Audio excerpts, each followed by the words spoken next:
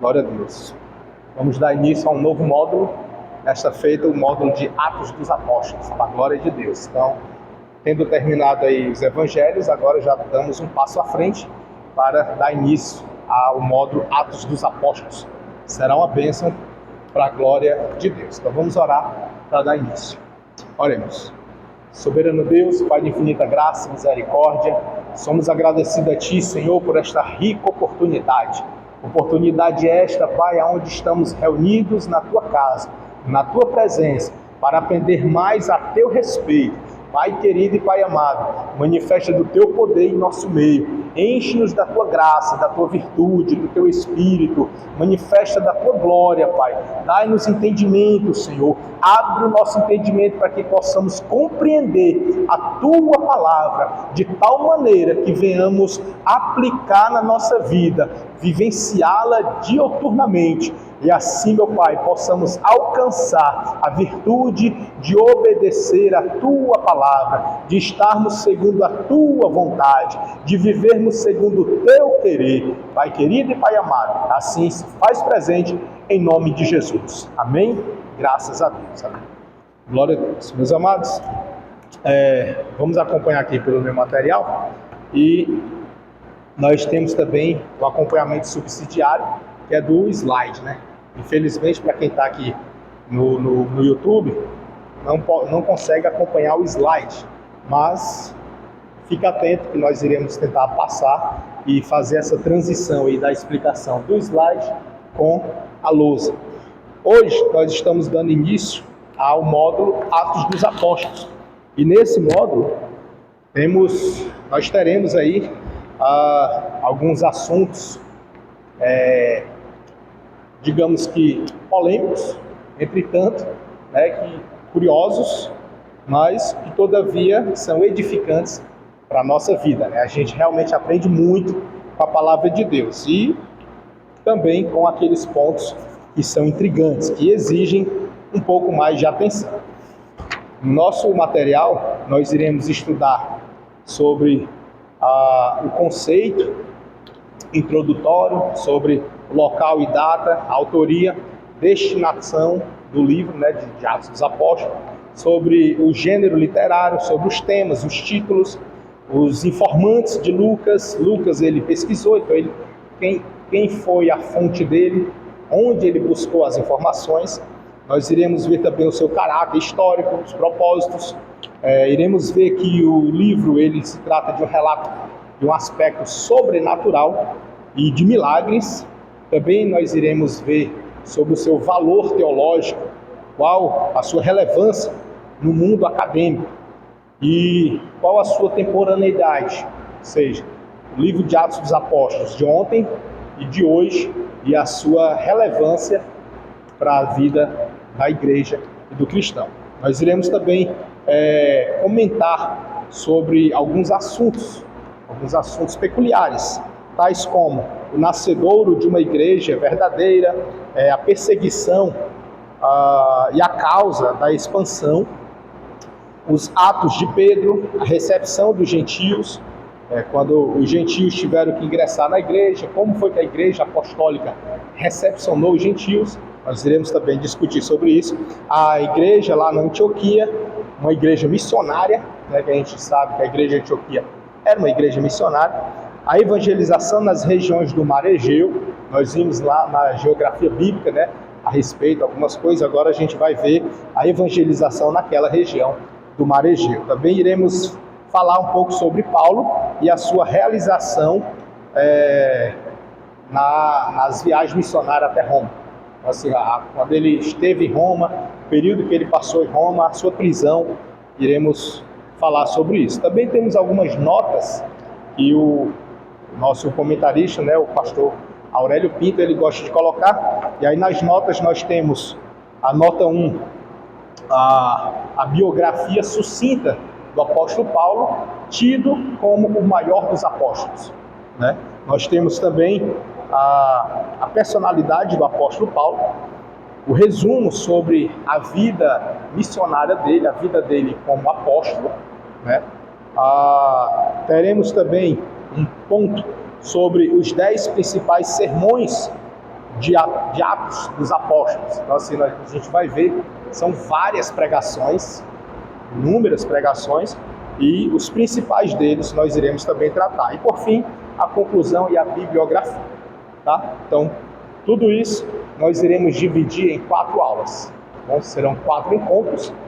Normalmente, a gente tem 5 encontros, só que, em razão desse módulo ser mais curto, nós iremos diminuir um encontro para ficar com 4, para que a gente possa ganhar um a mais nos próximos, né? Então, os próximos que nós tivermos, por exemplo, as cartas paulinas, carta da prisão, e outras mais lá para frente que nós tivermos lá, a gente consegue estender e ganhar mais tempo, tá certo? Então, iremos aí, hoje é o primeiro encontro, teremos aí mais 3.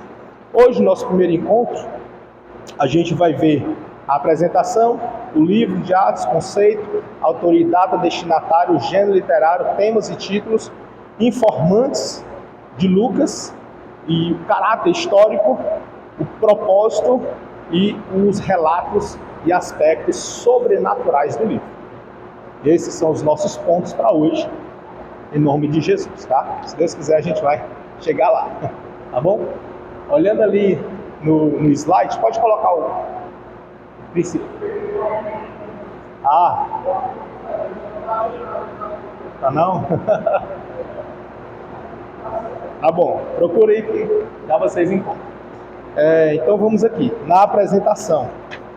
Na apresentação do livro de Atos, Atos dos Apóstolos, ele, como nós sabemos, ele foi um livro escrito por Lucas, certo? Só que foi escrito por Lucas, e Lucas, ele não era apóstolo.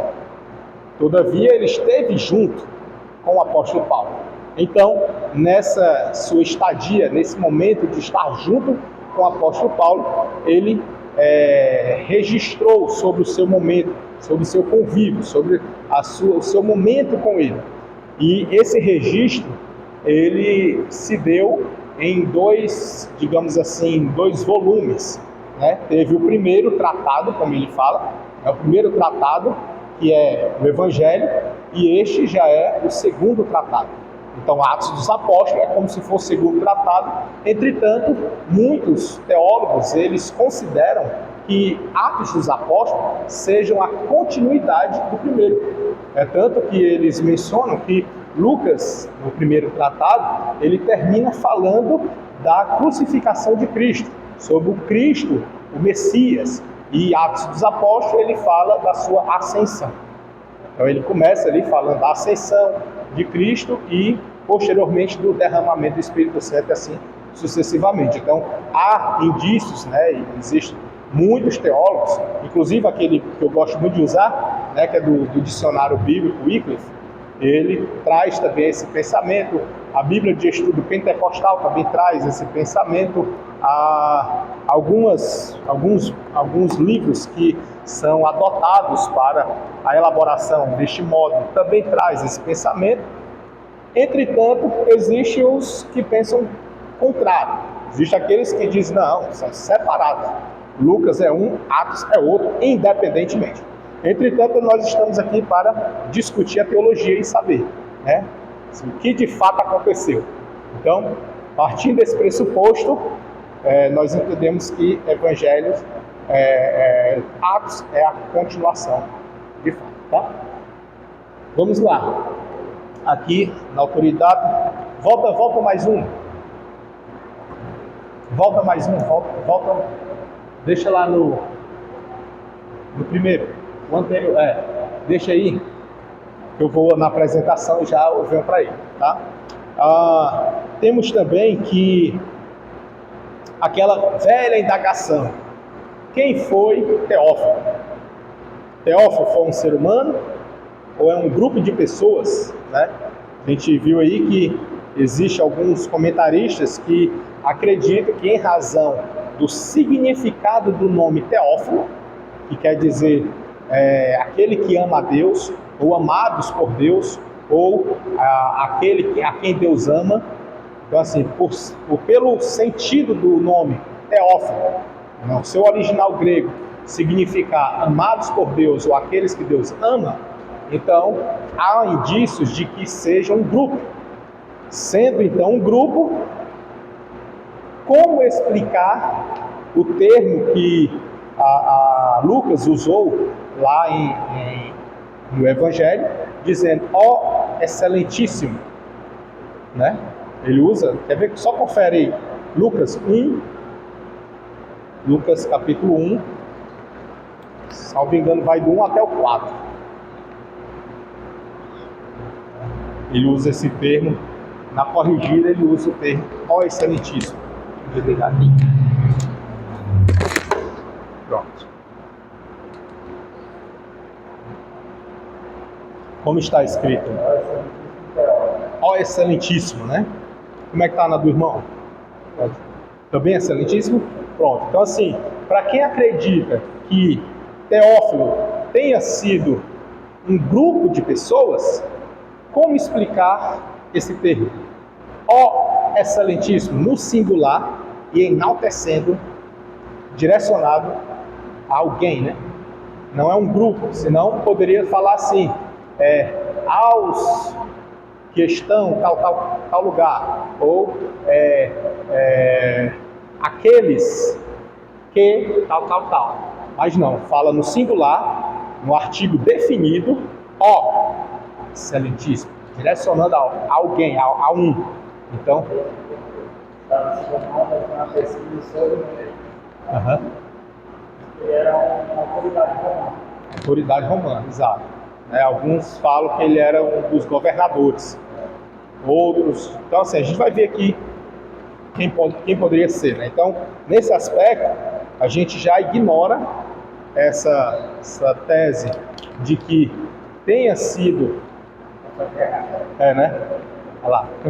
De que tenha sido um grupo de pessoas e adere à ideia de que era uma pessoa, porém desconhecida até então, né? Inclusive John Wesley comentou sobre isso e também não descobriu, né? Ou seja, John Wesley está longe de nós, mas está mais perto do início do que nós. E ele também procurou e não achou. Então, assim, para todo efeito, ainda não se descobriu quem é esse Teófilo. Mas a gente parte do pressuposto que seja uma pessoa. Tá bom? Fechou? Uma pessoa, E, deixa eu ver. Segundo o evangelista Lucas, o Antigo Testamento, ele traz aqui no comentário, aqui na apresentação de Atos, ele traz aqui uma subdivisão. Essa subdivisão é colocada como comentário. Todavia, ele trata como sendo segundo Lucas. A gente vai ver aqui. Segundo o comentário, diz que o Antigo Testamento, ele teve como condução diretiva, principiológica, a pessoa de Deus. Ele faz uma divisãozinha. Já o Novo Testamento, no que tange ao primeiro século, a primeira metade do século, somente aquele período ali de Cristo, período em que Cristo palmilhou sobre a terra, foi crucificado, ressuscitou e passou 40 dias, até o 40º dia. Somente até ali, até o 49º dia, após a ressurreição. Acredita-se que esse período tenha sido o período aonde Cristo esteve na condução, esteve na direção do curso da humanidade, dos tempos, da execução do plano divino de Deus. Plano divino, certo? E, a partir de então, acredita-se que no período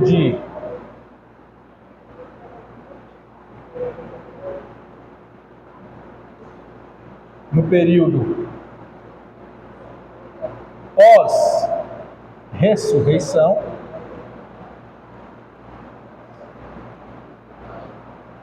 que esse período pós-ressurreição, ele deu-se início para esse contexto, ele dá início lá no Pentecostes,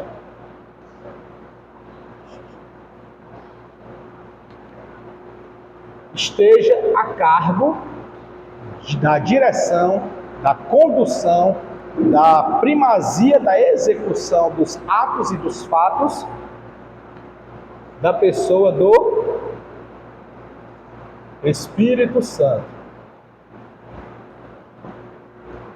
Então, assim, aqui ele vai trazer a ideia dessa organização ou dessa tríade, que é, no Antigo Testamento, tínhamos Deus na condução, na direção, Deus agindo com a sua justiça. Por exemplo, a título de exemplo, nós temos a questão de usar quando a arca da aliança estava sobre a carroça, o carro de bois, e aí balançou, tombou para cair, Uzá tocou nas melhores das intenções, né? Assim a gente nota pelo contexto, nas melhores das intenções ele toca, só que ele tinha permissão divina para fazer isso? Não. Como ele não tinha, o que aconteceu? Foi fulminado. Então assim, era Deus agindo diretamente na condução, na responsabilização diretiva das ações do Antigo Testamento. Enquanto que no Novo Testamento já estava Deus, no contexto da Trindade, todavia na pessoa de Cristo.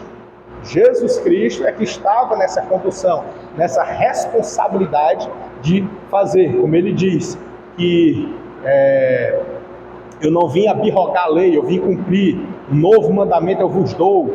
Né? Quando ele passa essas informações, ele está dizendo assim, ó, começou agora.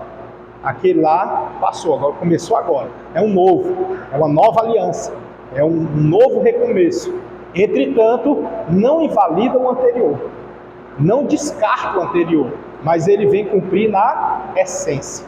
Então aí vem a pessoa de Cristo no Novo Testamento. Entretanto, encerra o período dele, no qual ele mesmo trata, dizendo assim, ó, não vos deixarei órfãos, mas rogarei ao Pai para que faça o quê? Envie outro Consolador, o Espírito da Verdade. E aí quando ele trata assim, ele logo, lá em João 14, ele diz que esse Espírito da Verdade estará com vocês. E é para vocês, não é para o mundo não conhece, é para vocês. Então ele mostra ali que encerra o período dele para começar o de quem?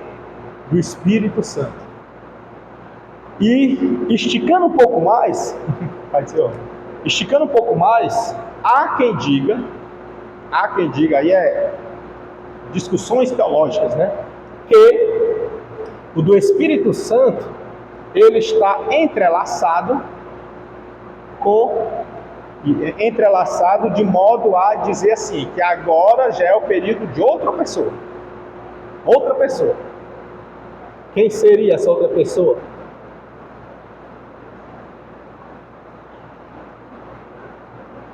Período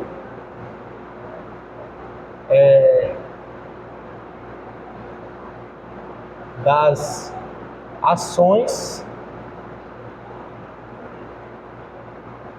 de quem?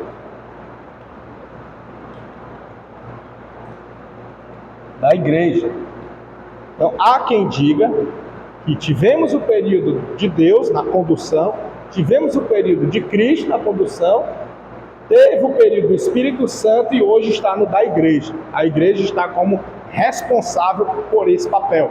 Só que tem um detalhe, para quem acredita assim, ele diz que apesar da igreja estar na responsabilidade de conduzir, de ser o sal da terra e a luz do mundo, para conduzir o povo, para mostrar para o povo quem é o Salvador, para mostrar para a humanidade quem é o Cristo, para proclamar o reino, para que ela faça isso, ela está entrelaçada em parceria fortíssima com o Espírito Santo.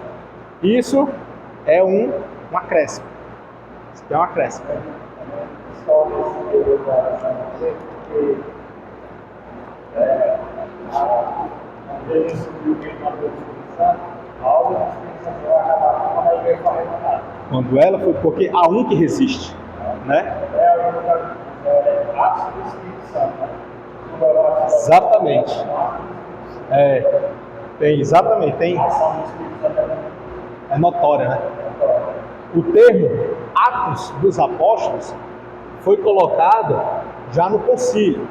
Todavia, para alguns historiadores e teólogos mais conservadores, eles dizem que o nome correto não é para ser Atos dos Apóstolos, porque eles não agiam por vontade própria, mas era para ser Atos do Espírito Santo, porque eles agiam e até hoje a igreja age pelo Espírito Santo.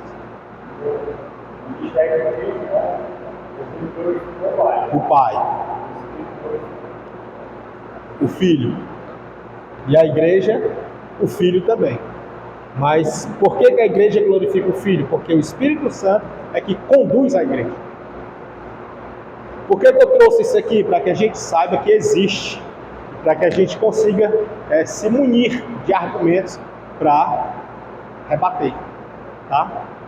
Existe? Tudo existe. Só que quem acredita nessa linha aqui, quem acredita nela, a gente entende que está com boas intenções, entretanto, de maneira sutil, está tirando o mérito do Espírito Santo. De forma sutil, bem de leve. Não, é a igreja, é a igreja. Todavia, entende? Então assim, nós concentrando no Espírito Santo a dependência, a condução, a direção e a mediação, deixando tudo com ele aqui para que ele possa fazer, nós estaremos na total dependência dele. Entendeu? Não se defende esse pensamento, porque não vê, a gente vê pessoas baixadas. É esse povo aí mesmo. É ele mesmo. Era só naquele tempo. A gente veio, não foi que ele começou a errar, porque essa adoção da Espírito é subir. Isso. Não subir. Não está. A gente foi lá para o período dos livros da igreja, nas coisas, né? E aqui o Espírito Santo agia por um lugar. E não precisa ir tão longe, não. Estava precisando da escrita. Aí fala assim, e o piaço mostra claramente que é pela comunhão. Coisa que hoje em dia ainda tem. É difícil. Pela comunhão das comunidades, a todos os tipos de Deus, nas glórias presentes. Isso. Hoje precisamos resgatar essa comunhão de piaço para o bloqueio a tão falada. Falada. O pessoal fala que a arrependimento é mais espécie. Onde surgiu. Perfeito. Bem observado, né? Bem pouquinho. Aí Paulo lá em Filipenses 2, né? E aí agora no recebimento que houve em Cristo Jesus. Nós diz aqui, nada faça de maneira do mundo, mas cada um considere os outros superior a si mesmo. Infelizmente, né? Homens amantes de si mesmo, como Paulo diz. Então, nesse aspecto, nós percebemos que, de fato, quem age e quem governa é o Espírito Santo. Eu falo governa a nossa vida, né?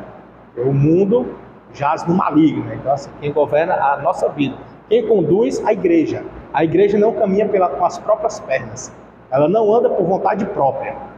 É o Espírito Santo que conduz. Certo?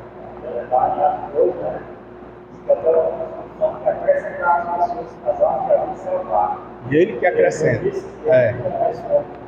O Espírito que convence, né?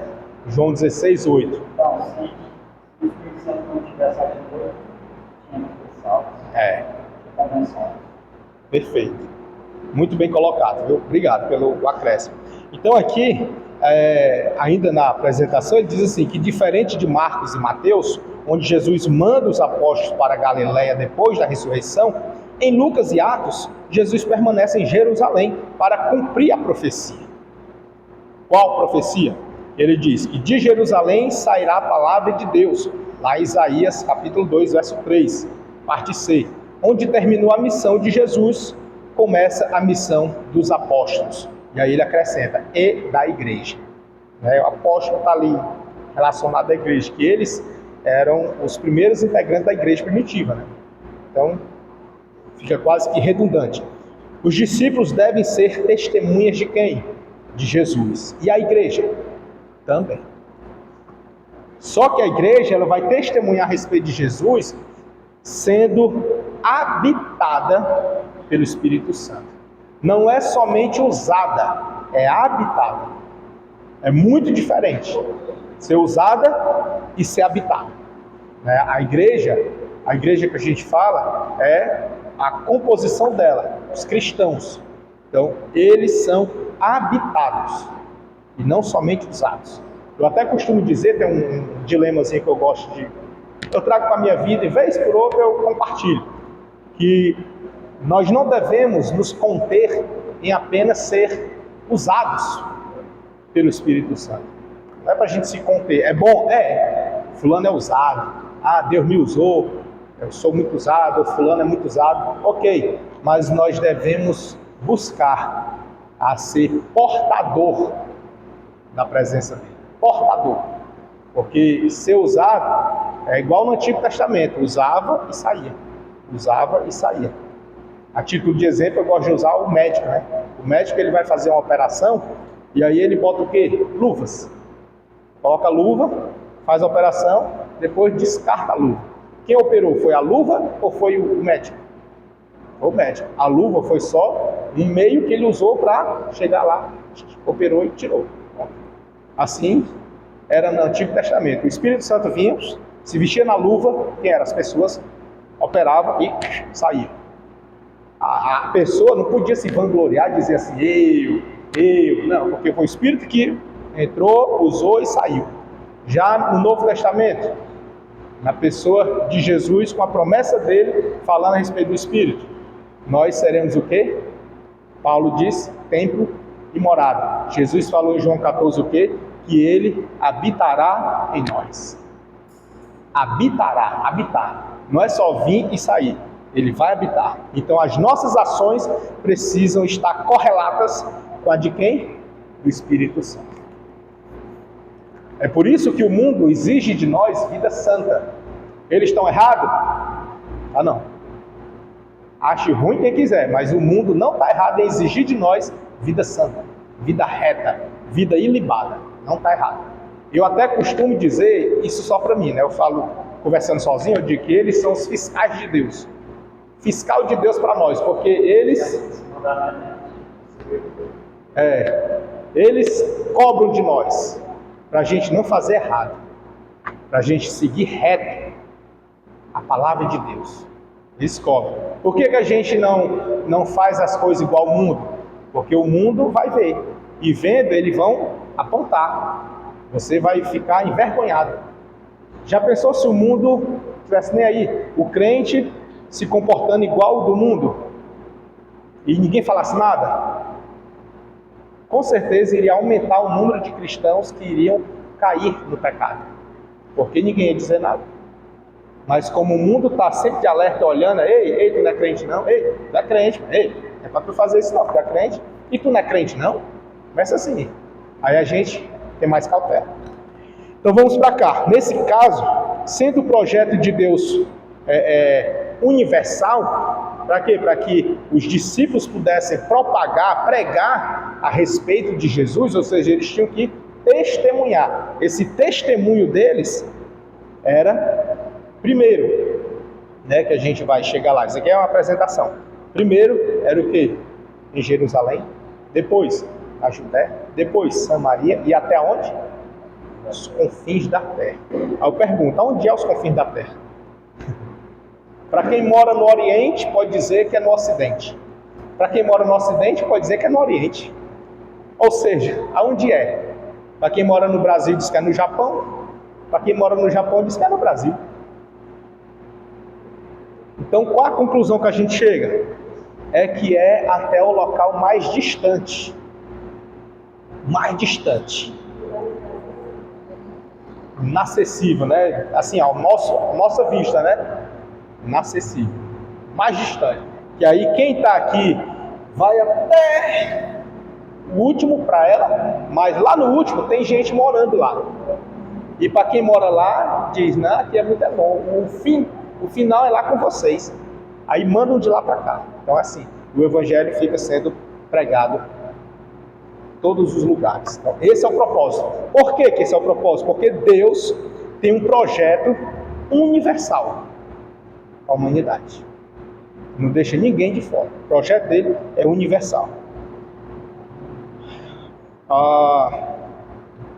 Lá em Atos 1:8 vai mostrar isso, que o propósito de Deus é atingir a todos. A todos. A igreja, nesse aspecto aqui da igreja, ela tem uma missão. Qual a missão dela? Pregar. Só, pregar. Só que em contrapartida, enquanto ela prega, aí tem um gesto de gratidão de Deus. Um gesto de gratidão de Deus.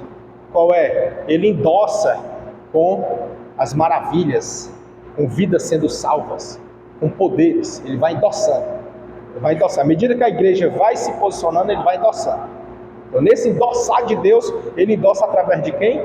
Do Espírito Santo. Então, Atos dos Apóstolos pode sim ser chamado de Atos do Espírito Santo. A gente não muda porque já está na Bíblia, está registrado, deixa lá. Nós não vamos mudar. Mas aplicaria muito bem, né? Muito bem. Se fosse assim, ficaria muito bem. Tá? E aí, em Atos dos Apóstolos, a gente vai ver um ministério sendo criado. Qual ministério? O ministério dos diáconos. A gente vai ver ali o ministério sendo criado. Os diáconos, até então não se falava em diáconos, mas inicia-se ali. A gente vai ver o primeiro mártir depois de Jesus, o primeiro mártir acontecendo na pessoa de Estevão. A gente vai ver um confronto de cultura e religião, de crença, de fé, da pessoa de Pedro e na pessoa de Paulo. Esses dois, assim, serão confrontados. Está estudando também, né? Então, assim, a gente vai ver esse confronto de ideias, e isso é muito sério, porque eles, até então, eles eram aqueles que viveram com Cristo. Viveram, tiveram lado a lado, anoitecendo e amanhecendo. Só que tem um detalhe, eles tinham ainda dentro de si as raízes culturais. A religião que aprenderam foram criadas desde a antiguidade. Tinham os costumes e as tradições. E agora aparece um dizendo que é aquilo, mas não é bem assim. Ele vai me ensinar. Aí ele ensina um novo modelo, no qual confronta com o que eu aprendi. Imagine a cabeça de Pedro, imagine a cabeça de Paulo, sendo criado dentro de uma tradição judaica. E agora encontra Jesus, que ensina, que vai viver na essência. Tipo assim, eu não vim abrogar a lei, mas eu vim fazer o quê? Cumprir. E esse cumprir, ele confronta as ideias. Então, Pedro e Paulo, dentre outros, estou falando esses dois que a gente vê notoriamente aqui, esses dois, mas Pedro e Paulo, eles foram confrontados nisso aí. É tanto, que lá em Atos 2, que a gente vai chegar lá, eles estão ainda preocupados com a restauração do reino de Israel, enquanto Cristo está falando de algo do alto. A gente vê eles ainda preocupados com aquilo. Olha, não, é um reino perpétuo que foi prometido lá para Davi. Reino perpétuo, reinado. Filho de Davi é Jesus, então ele vai, em algum momento ele vai se manifestar. Tem um historiador que ele diz que Judas Iscariotes, o que incentivou ele a fazer aquilo, além de já estar escrito, foi o seu zelo pelo cumprimento das Escrituras Sagradas. Ele tinha zelo no cumprimento, no real cumprimento dela. Como? De que o Messias que havia de vir, ele fosse dar continuidade no reinado de Davi. Então ele precisava de uma oportunidade para manifestar, para se declarar rei e destruir o império do inimigo e dar ascensão ao reinado de Israel. Então ele tinha isso em mente, ele está só esperando um momento. Então eu vou colocá-lo lá dentro, que aí lá dentro ele vai declarar. Só que não foi assim, porque o reino dele, Jesus falou para Pilatos, o meu reino não é este. Ele é rei? É, mas não nesse mundo aqui. Né? O reino dele é eterno. E aí Judas não entendeu isso, levou para o materialismo, né? Levou para a vida secular, para a vida social dele, política, e acabou que se frustrando. E aí deixou uma vaga no quadro apostólico. De 12 apóstolos, Judas saiu. E aí ficaram 11. E a gente vai ver aqui, em Atos, nessa apresentação ainda, que o colégio apostólico, que agora só tem 11, eles vão cometer outro erro, que é colocar um. Inclusive, eles fazem até a citação do texto, mas interpretam errado. E isso é um perigo. Por isso que é importante vocês estarem estudando, nós permanecer estudando a palavra de Deus, com cuidado, e sempre, irmãos, sempre e para todo sempre, com a direção do Espírito Santo. É quem está estudando, quem está ensinando, quem está aprendendo, quem está vivendo, quem está pregando, todos precisam estar na direção do Espírito Santo. É muito importante. Nós vamos ver que os apóstolos, eles lançam sorte sobre um, cai sobre uma pessoa e eles colocam ele para ocupar o lugar que estava vago, né? Só que isso foi o quê? Puramente precipitação humana. Escolheu-se Matias. Aí eu pergunto a vocês, me mostre um local na Bíblia que Deus usou Matias. Não aparece mais, porque Deus já estava na mira de um. Já estava olhando para um que era zeloso, que estaria aqui. Alguns dizem assim, o que Deus colocou para substituir, para colocar no lugar de Judas, foi Paulo. Tem uns que ainda se arriscam a falar isso. Particularmente, eu já passo para os irmãos, particularmente, tenham cuidado em reproduzir isso, porque não está escrito isso na Bíblia, que Jesus colocou Paulo no lugar de Judas, até porque o texto que os próprios apóstolos leram, diz com todas as letras, fique deserta a sua habitação. Fique deserta. Ficar deserto é não colocar ninguém no lugar. Então, se é para ficar deserto, é para ficar deserto. Paulo foi outro que Deus levantou, não foi para complementar os 12, foi outro. Veja que o ministério de Paulo é diferente. Ele é apóstolo de quem? Dos gentios. Diferente o ministério com ele. Então, é diferenciado.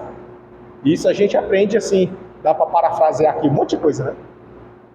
Mas enfim, feito isso, aí vem para as viagens missionárias, as viagens missionárias de Paulo. Primeiro, antes de viajar, Paulo, ele precisa ser inserido na igreja após a sua conversão, e nessa inserção ele passa por lutas, porque ele era conhecido, muito conhecido, mas não como o irmão Paulo, ou cristão, nada disso. Ele era conhecido como perseguidor. Muito conhecido o homem, só com uma má fama, né? É igual quem quer sair na televisão e sai no noticiário de crime, né? Uma coisa do tipo. Saiu na televisão, mas saiu com uma má fama. Então ele era muito conhecido, só que a fama dele era de perseguidor. E agora, como que ele faz para inserir-se, ingressar na igreja? Se os irmãos já o conheciam, e vejamos que a igreja apostólica já tinha o Espírito Santo. Mas ainda assim eles estavam com o pé atrás, estavam inseguros com a conversão de Paulo. Então nesse aspecto a gente vai também tentar esmiuçar mais lá na frente, tá? E por fim vem aí as viagens. Depois das viagens vem o concílio lá em Jerusalém, e Lucas passa a dar destaque à atividade missionária de Paulo e suas viagens. Termina com a viagem de Paulo e sua chegada a Roma, onde será finalmente julgado. Lucas prefere não relatar o martírio de Paulo. Prefere que o livro termine com o herói vivo. Jesus continua vivo, porque ressuscitou. Paulo continua vivo, porque a igreja cresce e continua sua missão. Isso aqui foi uma frase do nosso querido amado pastor Aurélio Pinto. Né? Então vamos aqui. Pode passar. Atos dos Apóstolos, autoria e data. Lá no slide a gente vai ver que, diferente das epístolas paulinas, Atos não menciona seu autor desde o princípio. Este livro, bem como o terceiro evangelho, ele menciona o terceiro evangelho porque ele trata Mateus, Marcos e Lucas. Terceiro, né? Isso que ele menciona assim, tá? Terceiro evangelho. Terceiro evangelho, cadê esse terceiro evangelho? Tem sido reconhecido sem questão como sendo a autoria de Lucas. Seu nome aparece 3 vezes no Novo Testamento, lá em Colossenses 4,14, Filemão versos 24, 2 Timóteo 4,11. Possivelmente Atos foi escrito entre cerca de 61 a 63. Essa data, irmãos, a autoria a gente está vendo, foi Lucas, não tem dúvida, né? Resta dúvida não. Lucas não foi apóstolo, tá? Lucas era médico, mas amigo de Paulo e andava com Paulo. Andava junto. Eu vi foi qual é o nome dele? Frank Glaser. Frank Glaser é um teólogo inglês, norte-americano, que ele escreveu aquela Bíblia de estudo em ordem cronológica. E ele menciona sobre Lucas possivelmente ter sido um médico particular de Paulo. Menciona assim. Então, para justificar o porquê que Lucas andava com Paulo, né? Já que ele não era apóstolo, não estava ali como alguém relevante que tivesse vindo da igreja ou enviado pela igreja. A gente vê Paulo, Barnabé, a gente vê João Marcos, a gente vê Timóteo, Silas, mas não vê Lucas. Então assim, ele usa essa justificativa para dizer que era médico particular, porque Paulo ele era da elite, né? Dos fariseus, ele era da elite. Só que na conversão dele, ele possivelmente tenha perdido seu poderio. Então assim, talvez realmente fosse só um amigo, né? Um discípulo oculto de Jesus, né? Mas uma coisa é certa, ele esteve lá andando junto. E essa data que ele menciona de 61 a 63 depois de Cristo, para a escrita de Atos dos Apóstolos, bem como Lucas também se encaixa por aí,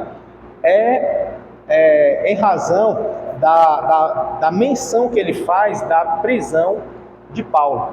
E a prisão de Paulo, inclusive na história secular, a gente consegue ver que se deu ali em meados de 62.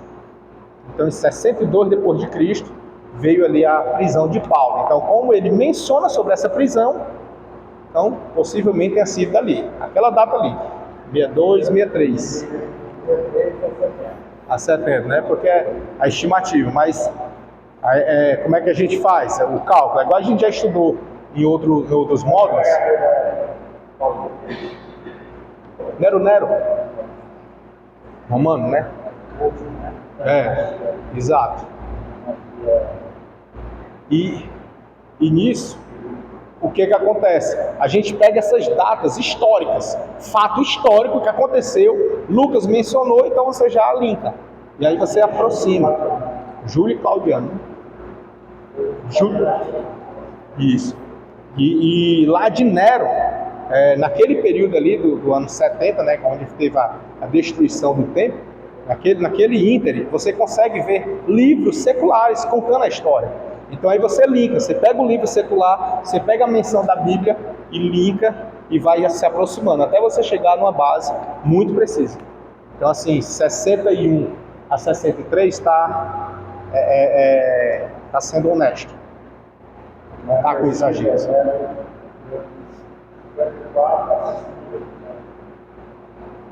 Pois é, está dentro do período dele. Está dentro dele.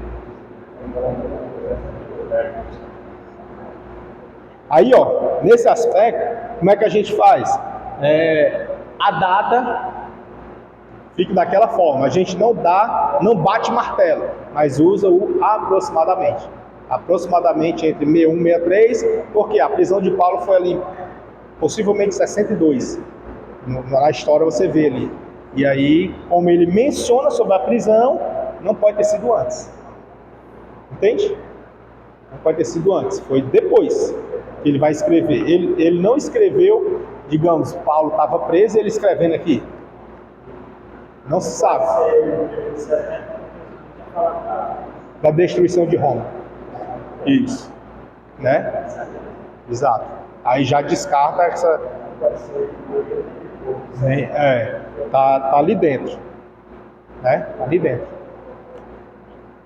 Salvo engano, a Bíblia de Estudo Pentecostal, ela diz que é de 61 a 65. Ou seja, tá dentro desse aí, né? 61 a 65. Salvo engano, é 61 que ela pega, até 65. Então tá dentro também, ó. Então como é que faz? Você procura algum fato histórico daquela época, né, e traz. Quem menciona também sobre isso é Flávio José. Também menciona. Tá? Destinatário, para quem foi, né, a gente já falou. Lendo ali, ó, Atos é dedicado a uma pessoa específica. Né, ele traz aí a ideia de pessoa, não é grupo, é uma pessoa específica. Né, muitos esforços têm sido feitos para determinar quem foi esse Teófilo. E de fato foram muitos esforços. Como eu falei, até John Wesley entrou nessa empreitada aí, mas não descobriu. Não descobriu. Aí vem aqui, ó, afirmando sobre... alguns estudiosos têm afirmado que Atos tinha o propósito de ajudar Paulo em sua defesa diante de César. Propósito, né? Alguns estudiosos puxam para essa linha, né, para esse viés. Só que se a gente for olhar, Atos dos Apóstolos não se preocupa em narrar uma conduta ilibada de Paulo para a defesa dele. Não, pelo contrário, ele se preocupa em narrar sobre a ascensão e derramamento, a ascensão de Cristo, derramamento do Espírito e missão da igreja. Então, se fosse nesse sentido de defesa diante de César, os argumentos seriam outros, né? Bibliografia de Paulo, conduta dele enquanto fariseu e cidadão romano, estariam dando ênfase para isso, e não dá. Entendeu? Então, nesse aspecto, a gente já descarta. Acho que o Aurélio.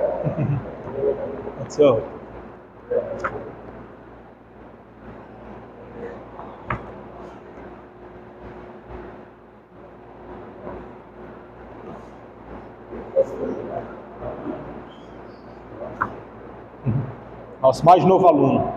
E aí, a irmã André também. Os mais novos alunos.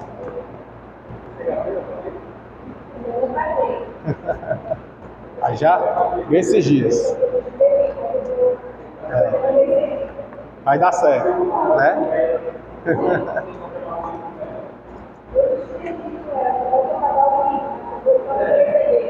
Pronto, aí vai dar certo, né? Então vamos aqui, agora já receberam aí, né? Veja aí qual é a página aqui, tá? A minha é a 7. Veja na de vocês. Autoria e conceito introdutório. Livro de Atos, conceito introdutório. 7? Perfeito, então tá batendo. Chegou aí? Aí vem a autoria e data, né? A página 8, destinatário, a gente já falou. Vamos agora para a página 9, gênero literário. Página 9. Atos é uma narrativa que conta uma história. Boa parte da discussão sobre o gênero de Atos diz respeito à questão da exatidão histórica de Lucas. Essas questões são difíceis de responder de modo conclusivo. Trata aqui a precisão, a exatidão histórica, né? Isso de fato é difícil para a gente, mas como eu falei, eu dei a dica aqui. Você procura livros seculares que conte a história daquela época. Desse livro secular você vê uma menção que está em Atos. Por exemplo, Lucas mencionou sobre a prisão de Paulo em Roma, ou a prisão dele, ou a viagem missionária para determinado lugar. E aí você pega esse fato, procura na história algo parecido e linka. É assim que faz. Então aí você tem uma precisão, né? Uma precisão. Se houver menção lá pelo nome, beleza. Se não houver, fica só no campo da especulação. E aí algumas pessoas utilizam partes de Atos para provar a exatidão histórica de Lucas. Outras se valem do mesmo material para atacar a exatidão histórica de Lucas. Então, enquanto uns usam, né, Atos para provar a exatidão histórica de Lucas, outros usam o mesmo argumento para atacar, para dizer que não é. Então, como se resolve uma situação dessa? Buscando exatamente a história. Na história secular, entendeu? Esse é o X. É assim, nesse aspecto. Outra questão difícil tem sido nas fontes empregadas por Lucas de um livro de Atos, de modo geral. Aqui, né? Perfeito. Tranquilo. Obrigado, viu? Já vai? Foi? Foi, né? Tá certo. Vamos aí. Glória a Deus. Perfeito. Aí, nesse sentido, diferente dos evangelhos, não se tem como comparar o livro de Atos com algum material semelhante. Então, como o livro de Atos ele é singular, nós não temos parâmetro. O parâmetro que temos é a narrativa lá a respeito do Espírito com João, a narrativa a respeito de Cristo lá em próprio Lucas, ou as narrativas das cartas paulinas, porque Lucas andou com Paulo. Então, isso é inegável. Nesse aspecto, nosso parâmetro é outros livros, mas não como os evangelhos, que tem ali pessoas que estiveram, várias pessoas no mesmo local, andando com Jesus, falando com Jesus. Então, nesse aspecto, a gente tem como comparar um com o outro. Já com Atos, a gente não tem. Nosso parâmetro é outros livros, mas esses livros são fidedignos. Por que são fidedignos? Porque Lucas andou com Paulo, e Paulo escreveu as cartas paulinas, né, destinadas para alguém. Também acredita-se que Lucas tenha sido irmão biológico de Tito, mencionado por Paulo. Então, esses viés, assim, é o que nos trazem pano para manga para a gente poder fundamentar e comprovar o motivo pelo qual eles tinham comunicações. Tanto a aproximação de Paulo com Lucas, quanto a declaração de Paulo para Tito. Então, de fato, eles tinham essas relações. Aqui, a questão da confiabilidade histórica de Lucas não pode ser respondida apenas com base nas conclusões sobre os trechos em que ele usa o termo nós, ou nas fontes que ele emprega. Atos, especialmente em comparação com outras narrativas históricas antigas, prova de modo coerente ser confiável segundo padrões da época.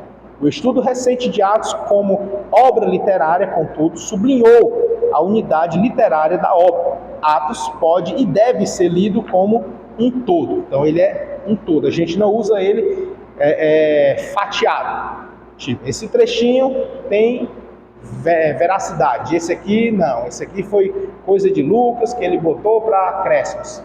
Então ele no todo, por isso que ele foi canonizado. Ele no todo, ele de fato tem a sua confiabilidade histórica, geográfica, missiológica e espiritual. Então ele tem esse poder. Atos dos Apóstolos. Temas e títulos. O tema dois temas principais percorrem o livro de Atos. O primeiro é a expansão universal e desimpedida do Evangelho. E o outro, o segundo tema, diz respeito à separação entre o cristianismo e o judaísmo. Percebamos que era a religião predominante dos apóstolos.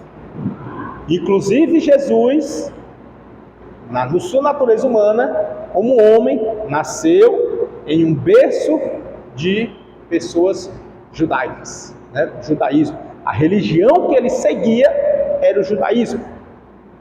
E aí, a partir dele, foi difundido. Ele implantou o cristianismo. Só que não é que ele implantou dizendo agora não é mais judaísmo, agora é cristianismo. Alguns judaicos convertidos ao cristianismo, eles dizem que o cristianismo é a extensão do judaísmo. Por que extensão? Na mente deles é assim, os judeus convertidos, certo? Os judeus que se converteram ao cristianismo. Eles dizem que o cristianismo é extensão. Por que é extensão? Porque o fundador do cristianismo saiu do judaísmo. E aí ele estendeu, não anulando as práticas do judaísmo, mas dando nova roupagem para ela. Então, o que ele quer dizer com isso? É que as práticas da religião judaica, elas não estão inválidas. Isso pode ser que seja verdade para eles. O judeu pode ser, mas o judeu convertido, não. Os judaizantes, né? Porque se nós pensarmos assim, vai voltar a lei de Moisés, a aplicação da lei de Moisés. Não é que a gente vai invalidar, mas ela teve o seu período. Olha aqui, período em que Deus estava governando no sentido representativo da condução do povo. Lembra que Deus, até o termo hebraico para dizer que o Senhor é a nossa bandeira, não sei se é Sidequeno, uma coisa assim, Senhor, não lembro, mas nesse aspecto eles mencionavam, o povo de Israel mencionava que Deus é que é a bandeira deles, Deus é que ia na frente, Deus é que representa. Então, nesse sentido, a gente nota que, de fato, era Deus que ia. Era Deus. Deus falava, eu que vou pelejar por vós. Sou eu. É a mão do Senhor lá em Neemias, por exemplo, que a boa mão do Senhor esteve com ele. A mão de Deus agiu. Deus aparecia. Então, assim, era Deus. Mas, já no ministério de Cristo, eu gosto muito de falar sobre isso, sobre a visão panorâmica. O que é a visão panorâmica? É uma visão mais ampla, onde a gente consegue enxergar o início, o meio e o fim. Nessa visão panorâmica, Deus projetou um plano para a humanidade. E nesse plano ele vai executar. Como que ele executa? Ele deu início, depois enviou o Filho aqui no meio, depois enviou o Espírito Santo para dar continuidade. Mas tem um fim. Então, nessa visão panorâmica, começou com Deus. Depois veio o ministério de Cristo, e aí veio o ministério do Espírito Santo. Então, nesse aspecto, a gente consegue perceber que Cristo, ele não invalidou o antigo, a lei antiga, mas ele estabeleceu um novo. E aí é tanto que ele puxa, quando ele vai falar sobre o divórcio, vai falar sobre o dízimo, quando ele vai falar de algumas práticas, ele diz assim, não deixe de fazer aquelas, mas façam essas. Vocês vão fazer essa e não vai deixar aquelas. A prática do dízimo, que aí ele diz que é para dar o dízimo. Vocês dão o dízimo do cominho, da hortelã, né? Do cominho, da hortelã e tem outro. Vocês dão o dízimo, mas só negam da outra forma. Então, dê o dízimo do trigo, da hortelã e do cominho, e não deixe de dar o dízimo daquelas outras. que é do dinheiro, que eles produzem, o que eles têm. Então dê dos dois, continue dando dos dois. E veja se a gente não faz assim. A gente entrega o dízimo na igreja do que a gente recebe, né? Mas a gente também não tem as nossas festividades que a gente ajuda? Não é assim? Aí vem o quê? Quando é aquela festividade que a gente ajuda, quando é alguma coisa na igreja que precisa que a gente dá, isso é chamado lá na Velha Aliança de oferta alçada. Aí a oferta alçada é o que? É exatamente isso, esse acréscimo. É o por fora, a gente dá. Por fora. Então isso aí, ou seja, a gente continua fazendo. Isso é prática judaizante. Mas que Jesus não extinguiu, não revogou. Entende? E aí quem acredita que o cristianismo é a extensão do judaísmo, ele fala nesse sentido. De que a gente continua do mesmo jeito. Por exemplo, as nossas festas, a gente tem muitas festas. Né? Temos muitas festas. Só que as nossas festas é de aniversário. Né? As festas dele, e temos a festa da igreja que é ceia, só ceia, né? Batismo. Essas duas, né? Temos outra? Não, né? Não me lembro. Ceia e batismo, né? Eu acho que é só essas duas. Fora isso é aniversário, né? Aniversário, conferência, confraternização, congresso, né? Fora isso é. Então assim, forçosamente daria para dizer que é extensão, mas eu acho assim muito raso para dizer que é extensão. Eu prefiro dizer que é a nova aliança. A nova aliança firmada em Cristo e não na lei de Moisés. Entendeu? A velha aliança era firmada em quem? Lei de Moisés. A nova é em Cristo. Nossa base é Cristo. Nosso fundamento é Cristo. Tá? Amém? Algum acréscimo? Tranquilo? Os informantes de Lucas, na composição de Atos, página 10. Lucas recorreu ao traçar acuradamente o curso de todos os acontecimentos, desde o princípio. Aí fica a pergunta, desde o princípio? Naturalmente ele presenciou alguns fatos narrados em Atos. Isto ele indica, sutil, mas inequivocadamente, quando passa de repente da terceira pessoa para a primeira do plural, em Atos 16, 10, 20, verso 5, 27, verso 1. 3 versículos que assinalam o começo do que chamamos seções do pronome nós. Então, nas seções do pronome nós, e como a maior parte da segunda metade de Atos foram mesmo as ditas seções, é dedicada à atividade de Paulo. O médico amado do apóstolo teve muitas oportunidades de colher informações de primeira mão acerca dos supra-referidos acontecimentos. Teve possivelmente muitos outros informantes sobre os primeiros dias de vida da igreja, antes da conversão de Paulo, tanto quanto acerca de fatos narrados no seu evangelho. Sendo natural de Antioquia, devia ter entrado em contato com muitos que lhe puderam contar a respeito desses primórdios, como, aí vamos lá, Barnabé e possivelmente Pedro, lá em Gálatas 2:11. E 2 anos que Paulo esteve detento em Cesareia, Atos 24, 27. Aí vivia Filipe, o evangelista, com suas 4 filhas profetisas, mencionado por escritores que vieram e depois como informantes acerca de pessoas e fatos da nova igreja.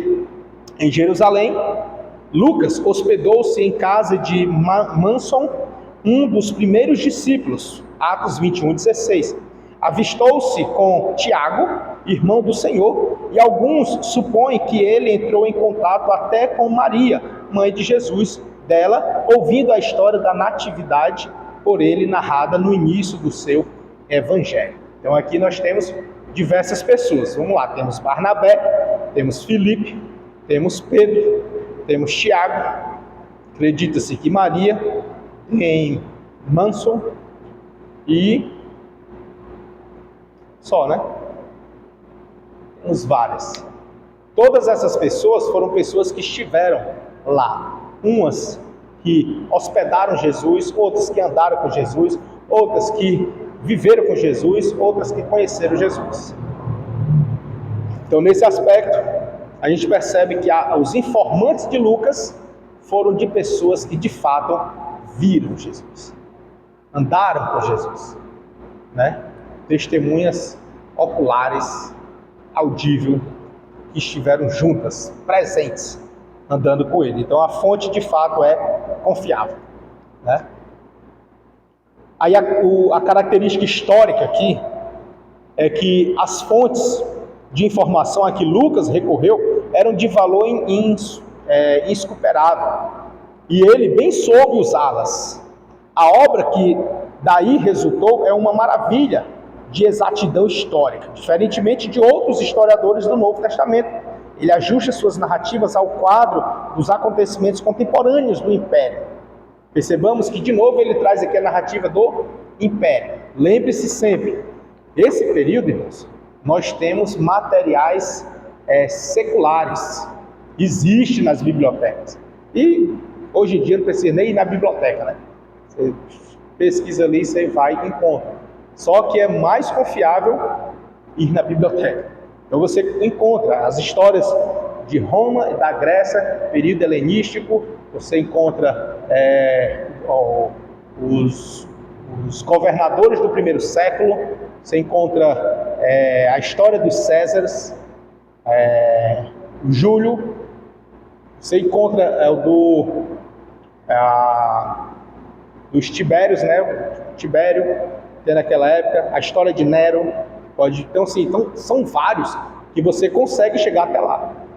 São vários assim que você vai ler no mundo secular, e ao ler, você vai linkando um com o outro. Vai linkando.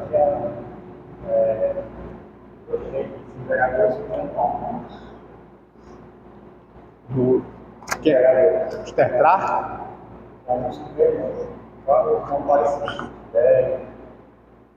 Nesse aspecto, tem alguns nomes que eles, na verdade, eram títulos, né? Tem nomes que são títulos, tipo César é título, né? O Júlio, primeiro era uma pessoa, mas depois passou a ser título. Assim, tem uns que são títulos, mas mesmo assim, olhando essa história, você consegue distinguir.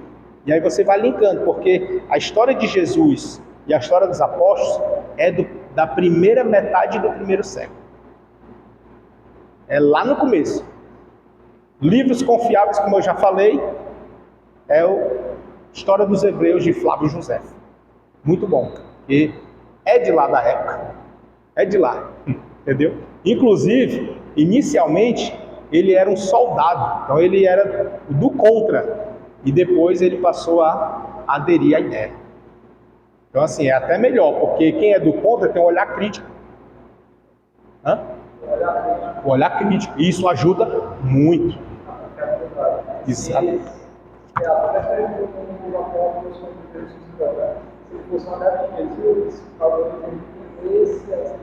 Isso. Para contribuir, né? Mas como ele era crítico, o que ele falar... Foi. Exato.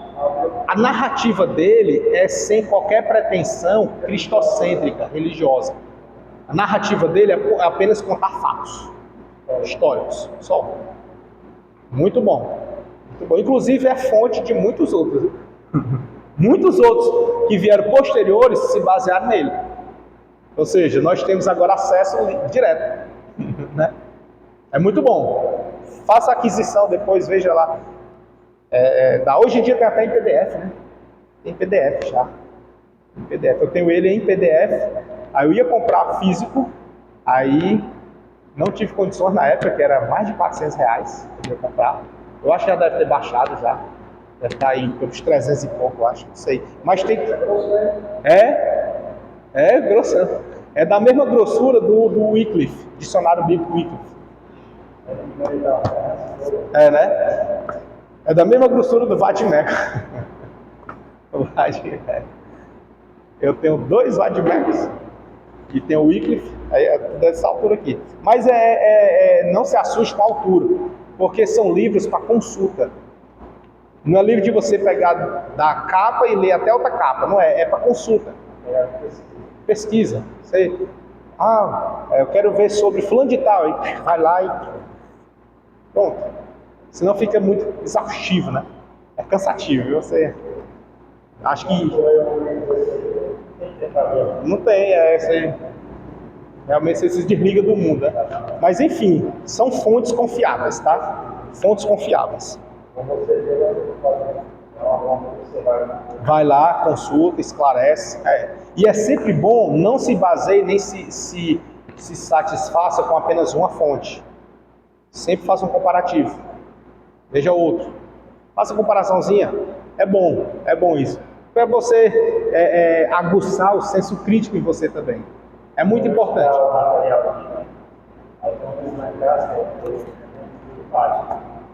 Bate, né? É muito bom. Estudou nele, né? Pois é. Exato, é muito bom. Não se limite só no material aqui não, tá? O material aqui é bem resumido, porque não dá tempo. É muito resumido. Você lê ele, depois que lê, você vai buscar em outros cantos, pesquisa, faça isso. Né? Agora, cuidado com as fontes. Cuidado para você não beber água em cisternas rotas, né? Cuidado com as fontes. Então é isso. Aí aqui, o caráter histórico, a gente vê a validade dele pelo fato de, primeiro, ele ser contemporâneo, segundo, ele ter buscado em diversas fontes, diversas pessoas, narrativas, e traçar acontecimentos da época do Império. Então, o Império é a nossa base secular, a nossa fonte direta é a Bíblia, o contexto histórico é a base secular e a fonte são as pessoas que estiveram na época. Da época. Exatamente, muito obrigado. Sem contar na inspiração divina que ele teve, né? Foi direcionado pelo Espírito Santo. Tá certo? E daí, meus amados, aqui vamos para o propósito. No propósito, Atos dos Apóstolos tem o propósito de demonstrar que o Evangelho avançou triunfantemente das fronteiras estreitas do judaísmo para o mundo gentil, né? O mundo. Então saiu das quatro paredes do judaísmo para o mundo. Perceba que aqui ele também faz a extensão, né? Igual a visão do judaizante lá, né? Tá vendo como isso aqui é muito forte? É muito forte. Geralmente o judeu convertido para o cristianismo, eles pensam assim. Eu acho que é tipo um amparo para eles, né? Para eles não sentir tanta dor de traição. Quer dizer assim, eu estou traindo a minha religião, né? Igual o católico quando aceita Jesus, ele aceita e fica esclarecido, mas tem muitos que estão voltando. Por que eles estão voltando? Porque eles sentem que traíram a religião deles, aí estão voltando para lá. Então isso pode acontecer com os judeus convertidos. Os judeus convertidos ao cristianismo, eles podem se sentir como traidores. Traíram a sua religião. E aí eles podem ter uma percentualzinha de inclinação para voltar. É muito forte, cultura é muito forte. Muito forte. Então assim, por isso que a Bíblia orienta para a gente ensinar os nossos filhos, né? No começo ainda, ensina no caminho que deve andar, porque depois de muitos dias o que acontece? Não se desviará dele. Muito forte, é muito sério isso aí. Da palavra. A verdade da palavra e na palavra. Na palavra.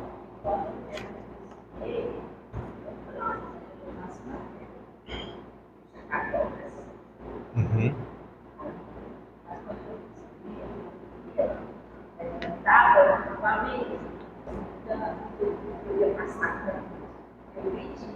Era.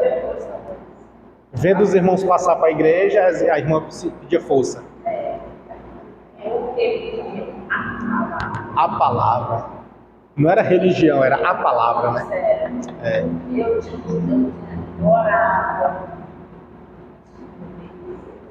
Mesmo afastada. Legal, né?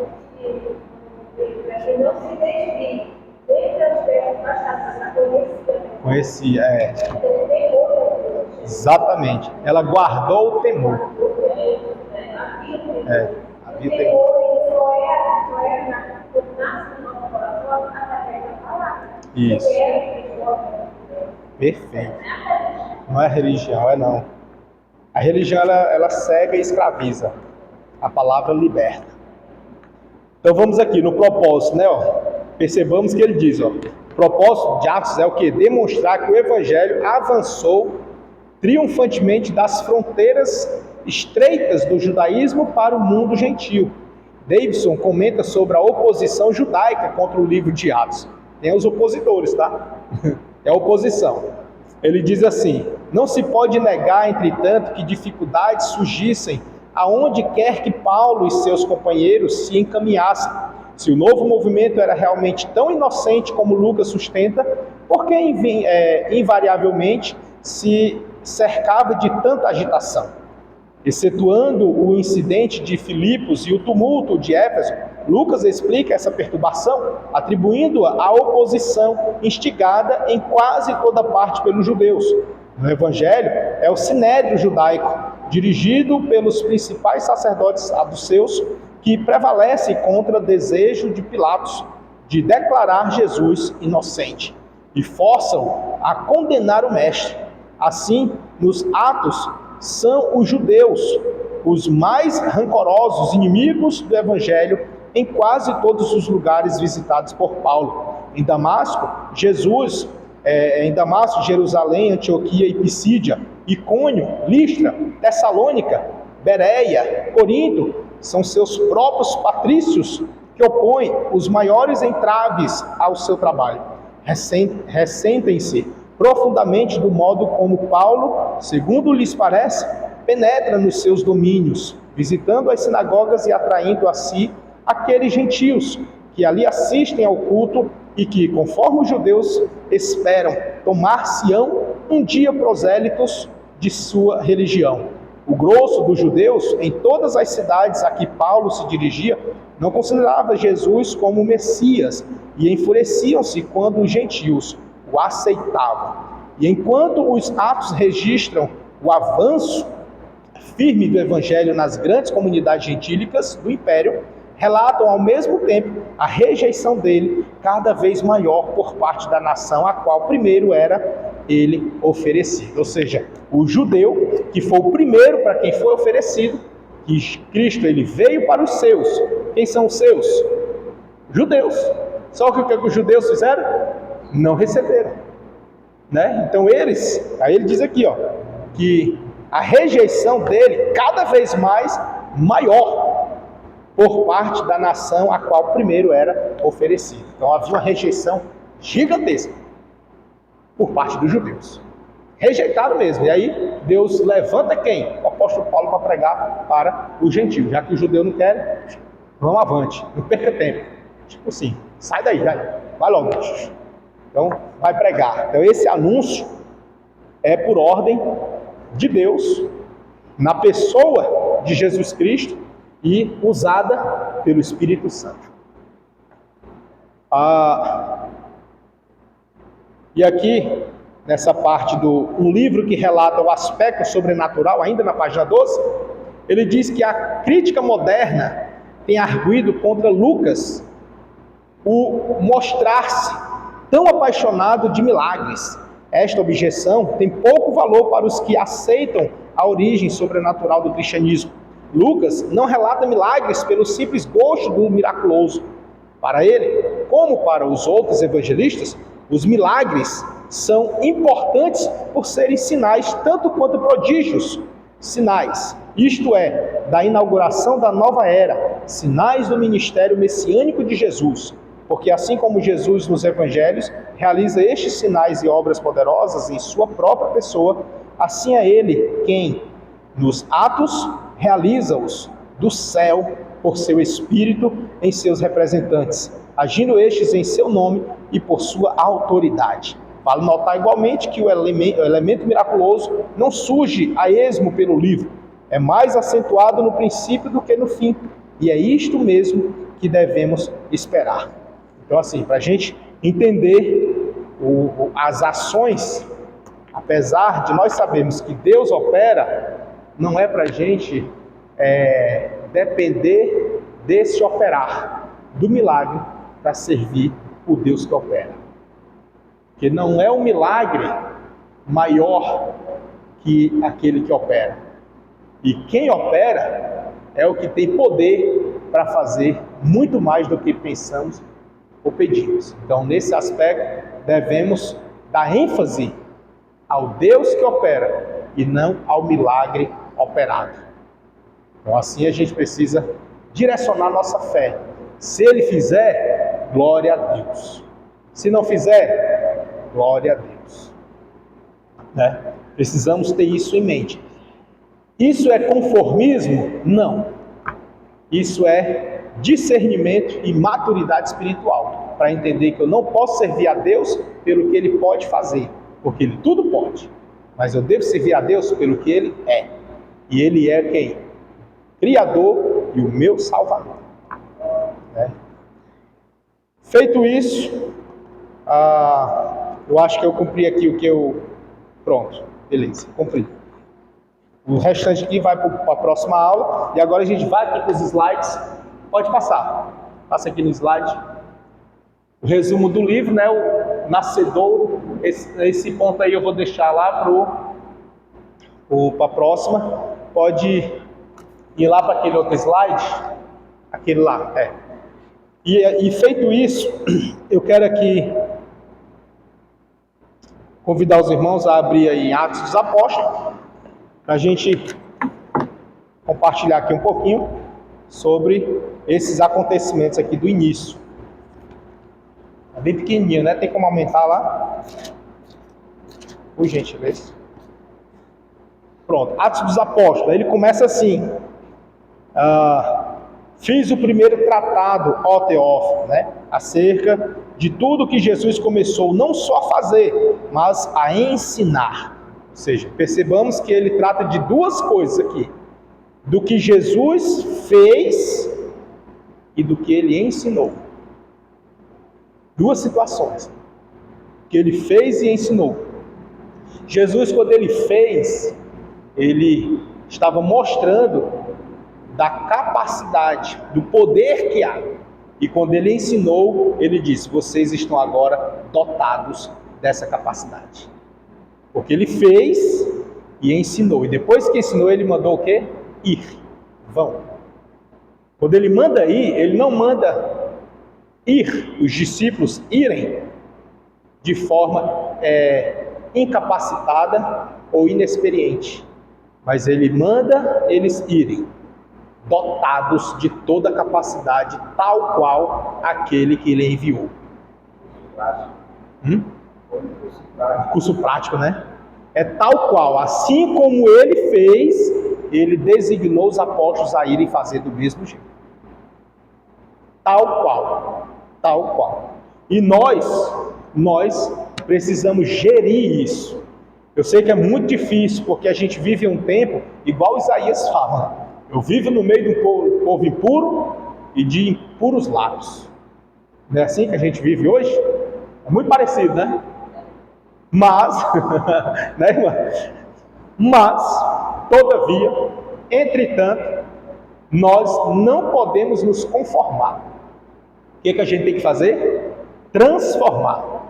A gente precisa gerir esse poder que Cristo operou e ensinou. É necessário. A gente precisa romper as barreiras para a gente gerir. Quando a gente gerir, incorporar isso, a gente vai notar a gente vai viver em outra dimensão. E aqui ele diz assim: até ao dia em que foi recebido em cima, depois de ter dado mandamentos pelo Espírito Santo aos apóstolos. Capítulo 1 de Atos. Pelo Espírito Santo aos apóstolos que escolhera, aos quais também, depois de ter padecido, se apresentou vivo com muitas infalíveis provas. Veja que ele dá aqui a dica, né? Ele se apresentou vivo. Eu estou no versículo 3. Ele diz: aos quais também, depois de ter padecido, se apresentou vivo e com muitas provas. Foram muitas ou não? Ele passou o quê? Quantos dias depois de ressuscitou? Hã? Infalíveis, né? 40 dias depois de ressuscitar. Então, 40 dias aparecendo para muitas pessoas. Muitas. E ainda fazendo coisas sobrenaturais, porque uma das primeiras foi o quê? Foi aparecer dentro do local onde os discípulos estavam e ele passou pela parede. E a parede não era igual a essa, ainda que fosse igual a essa, mas passar pela parede, né? Ainda que fosse, que essa nossa é bem fininha, né? 10 centímetros só, né? Não é 10 centímetros? 13? Pronto, 13 centímetros de parede. A de lá não era. Era aproximadamente 2 palmos. E de pedra. Então assim, era bem espessa. E ele passou pela parede. Foi até o local onde os discípulos estavam. Tomé ficou desacreditado. E aí pediu para ver as chagas. Ele mostra as chagas. E depois ainda pede comida. Ainda comeu, né? Os mistérios de Deus, viu? Isso depois de ressuscitado. Iniciando ali os 40 dias. Aí, por isso que ele diz, ó. Apresentou-se vivo com muitas infalíveis provas, sendo visto por eles por espaço de 40 dias, e falando do que respeita a quem? O reino de Deus. Preste atenção nisso. Estava falando a respeito do reino de Deus. Olha a preocupação de Jesus. Qual era a preocupação de Jesus? Falar a respeito do reino de Deus. Aí, a gente vai ver aqui umas diferençazinhas. Quais? Jesus pregava e ensinava o reino de Deus, e nós temos os apóstolos. Agora vamos ver os apóstolos. E estando com eles, determinou-lhes que não se ausentassem de Jerusalém, mas que esperassem a promessa do Pai, que, disse ele, está entre parênteses, né? De mim ouvistes. Lucas teve esse cuidado, né? Porque ele está dizendo assim, não foi de mim, mas foi dele. Foi ele que disse, né? Foi ele que disse. Porque, aí vai reproduzindo. Porque, na verdade, João batizou com água, mas vós sereis batizados com o Espírito Santo, não muito depois desses dias. Ao verso 6, irmãos. Olha a preocupação dos apóstolos. Versículo 6. Aqueles, pois, que se haviam reunido, perguntaram-lhe, dizendo: Senhor, restaurarás tu neste tempo o reino a Israel? Né? Olha a preocupação deles. Jesus estava falando de qual reino? De Deus. E eles preocupados com qual reino? O reino de Israel. Hã? Quando é que vai restaurar o reino? Ainda não tinha entendido, exatamente. Ainda não tinha. Passaram 3 anos e meio aproximadamente andando com Jesus, ouvindo Jesus dia e noite. 365 vezes 3, dá o quê? Bem-aventurados nós, né? Eles não entenderam o mistério. Não entenderam o mistério. Aí, ó, Jesus pregava sobre o quê? O reino de Deus. E isso ele já tinha pregado muitas vezes, e depois da ressurreição, já nos 40 dias que ele esteve após a crucificação, continuou pregando, dizendo sobre o reino de Deus. Então, ele está falando sobre qual âmbito? O pensamento de Cristo era no céu. E o pensamento dos apóstolos era na terra. Tem diferença, não tem não? Aí, nesse aspecto, ele diz assim, ó, verso 7. A resposta de Jesus para eles foi o quê? E disse-lhes: não vos pertence saber os tempos ou as estações que o Pai estabeleceu pelo seu próprio poder. Deus rebate, Jesus rebate dizendo assim, ó, não vos pertence. Tipo assim, esse assunto aí não compete a vocês. Se preocupe não, porque o Pai já estabeleceu. Se preocupe não. Aí ele volta para o assunto que ele estava falando. Verso 8. Mas, esse mas é o que? É retornando, dando continuidade no que ele vinha falando. Mas, aí ele diz, recebereis a virtude do Espírito Santo que há de vir sobre vós. E ser-me-eis testemunhas, tanto em Jerusalém, como em toda a Judéia e Samaria e até aos confins da terra. Percebamos que Jesus, ele faz essas classificações, ele setorizou. Primeiro começa onde? Jerusalém, né? Não vai dar tempo, mas vou tentar só pincelar por cima, assim, rapidamente. Jerusalém, ele está falando, comece por lá. Por que começar por lá? Aonde era que estava a ferida deles? Ele queria restaurar o reino de Israel. Aquilo era uma dor que estava no coração do judeu. Uma mágoa antiga, da época que o reino foi dividido, da época que Deus prometeu para Davi perpetuar o seu reino. O reinado por excelência de Davi. Depois dele, foi só de água abaixo, declinando. E havia uma tradição junto ao povo judeu, na qual eles entendiam que todo judeu que migrasse ou passasse por Jerusalém, este que chegasse até Jerusalém, ele teria como se fosse assim, os seus pecados perdoados, por ser o local da redenção, o local de remissão. Percebamos onde era a entrega dos sacrifícios, onde era o culto. Todo o povo, de todos os lugares, viajavam para onde? Para Jerusalém. Para quê? Para um sacrifício.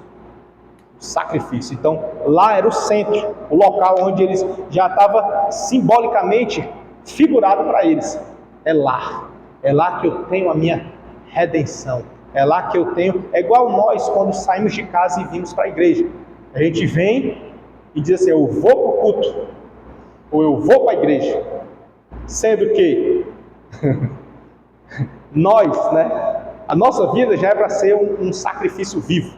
O altar, o templo e a morada, nós. Igreja, nós. Mas a gente não diz assim, ó, eu estou no culto, mas diz eu vou para o culto, como se eu não estivesse. E o local é lá. A gente faz isso também? Percebamos que a gente tem traços. Nós temos traços. A gente aqui não nota. A gente tem esses traços. Para nós o local santo é aqui. O local sagrado é aqui. O local onde eu vou receber meu milagre é aqui. O local onde é igual a gente no evangelismo, acontece demais. A gente está na calçada. Aí prega o evangelho, a pessoa chora e diz, eu quero, persiste Jesus, eu quero aceitar. Não, eu vou aceitar lá na igreja. Lá na igreja. Já aconteceu com os irmãos? Acontece. Aí, para ele, é aqui que é o local. É ou não é assim? É inocência, né? Uhum. Tira a raiz. Percebam que a gente tem, nós temos também. Dentro de casa, é nós, é a nossa casa, a nossa vida. É. Só reunião de pessoas. Aí volta aqui com esse lado. Exato. Não tem. A gente já tem que vir cultuando. A minha vida, o nosso culto não termina 9 horas. Na hora da bênção apostólica, né? Amém? Exato. Entendeu? Aí, Jesus está dizendo que começa aqui, ó. Porque, culturalmente, aqui era o lugar. Aqui era o lugar. Era aqui mesmo. Não era no outro canto. Veio a dúvida da mulher samaritana? Mas tá bom, que o tempo vai voar, não vai dar tempo. Mas, enfim, começa lá, Jerusalém. Aí ele diz o quê? Em Jerusalém, né? Depois de Jerusalém é quem? Aí ele diz, como, tem um termo de ligação. como como na Judéia ou em toda a Judéia? Toda a Judéia. Percebamos outra coisa. Quando ele diz em toda a Judéia, ele estava dizendo que era não só na região da Judéia, mas em todas as tribos. Aqui, ó. E aí, não se esqueça, aí ele diz, eu vou botar até de azul, e Samaria. Aí eu faço as minhas palavras do irmão Zanildo. Ele estava buscando o quê? A união. Esses dois aqui não estavam separados? Divididos? Ó, cerca de 700, 600, foi 700, foi a 722, né? Aqui a Samaria, e a Judéia, 605, né? 605, a Judéia, a tomada.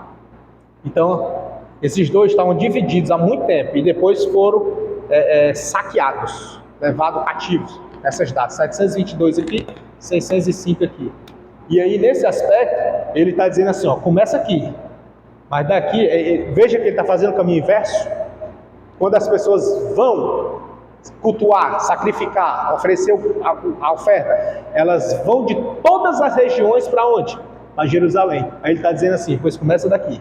É daqui para lá. O que ele está dizendo isso? Qual é a mensagem que ele deixa para nós? Ele está dizendo assim, ó, começa de dentro para fora. Todo mundo vem para cá, mas eu quero dizer para vocês, começa daqui para lá. É de mim para eles, é de você para os demais.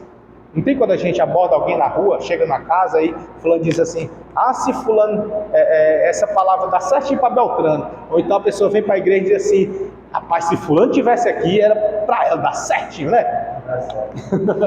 Aí não recebe, se torna um bloqueio. Aí Jesus está dizendo assim, ó, começa em você. É daí para lá, né? É daí para lá. Aí depois vem para a Judéia. E ele bota em destaque, né? Em Samaria. Ele diz assim, ó, em toda a Judéia, cadê? Toda a Judéia e Samaria. Ele não deixa de fora Samaria. E Samaria. Lembra que outrora os discípulos pediram, disseram para Jesus que queria clamar fogo do céu para matar o povo de Samaria, né? Era um negócio assim, uma intriga antiga. Mas ele falou, ó, Samaria também, não esqueça não, viu? Samaria.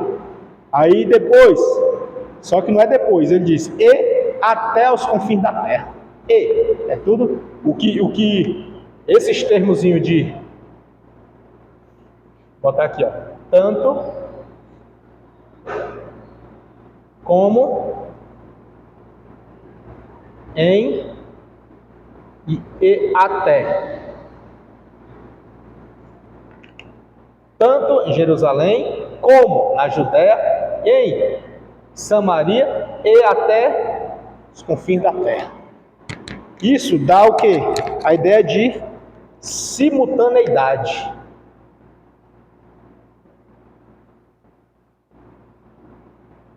Então essa simultaneidade, ela não é primeiro, depois, segundo, e depois aqui, e... não, é simultaneidade. Tanto como em e, entendeu? Simultaneidade. Aí, feito isso, e quando dizia isso, vendo eles, foi elevado às alturas, e uma nuvem o recebeu, ocultando aos seus olhos. E estando com os olhos fitos no céu, enquanto ele subia, eis que junto dele se puseram 2 varões vestidos de branco, os quais lhe disseram, varões galileus, por que estáis olhando para o céu? Esse Jesus que dentre vós foi recebido em cima no céu, há de vir, assim como para o céu o vistes ir. Então voltaram para Jerusalém, do monte chamado das Oliveiras, o qual está perto de Jerusalém, à distância do caminho de um sábado, e entrando subiram ao cenáculo, onde habitavam Pedro e Tiago, João e André, Filipe e Tomé, Bartolomeu e Mateus, Tiago, filho de Alfeu, Simão o Zelote, Judas, filho de Tiago. Ou seja, todos eles estavam morando no mesmo lugar. Todos eles. Volta de novo para unidade, né? Estavam morando no mesmo lugar. Aí todos estes perseveravam unanimemente em que, irmãos? Na oração, súplicas, juntamente com quem? As mulheres e Maria, mãe de Jesus, e com seus irmãos. Vejamos que ele bota em destaque também, né? Todos, juntamente com as mulheres, Maria, mãe de Jesus, e os seus irmãos. De irmão. Aí, olha só onde é que pega aquela questão lá. E naqueles dias, levantando-se Pedro, no meio dos discípulos, ora, a multidão junta era de quase 120 pessoas. Esses 120 aqui já era no final já. Que inicialmente eram cerca de 500 pessoas. Aqui já era no finalzinho, já com 120. Disse: varões irmãos, convinha que se cumprisse a escritura. Olha só o verso 16, o que ele diz. Varões irmãos, convinha que se cumprisse a escritura que o Espírito Santo predisse pela boca de Davi, acerca de Judas, que foi o guia daqueles que prenderam a Jesus. Ao verso 17, porque foi contado conosco e alcançou sorte neste ministério. 18, ora, este adquiriu um campo, aí vai contar a situação, e com esse campo, com o galardão da iniquidade, e precipitando, adquiriu um campo, né, precipitando, verso 19, e foi notório a todos os que habitam em Jerusalém, que de maneira que na sua própria língua, esse campo se chama Aceldama, isto é, campo de sangue, porque no livro dos Salmos, verso 20, é aqui que ele vai fazer a interpretação puramente humana, aí ele diz assim, porque, verso 20, no livro dos Salmos está escrito, fique o quê? Deserta, né? Alguém tem uma tradução diferente aí, não? Está deserto? Está deserto aí? Versículo 20. 1:20. Atos 1:20.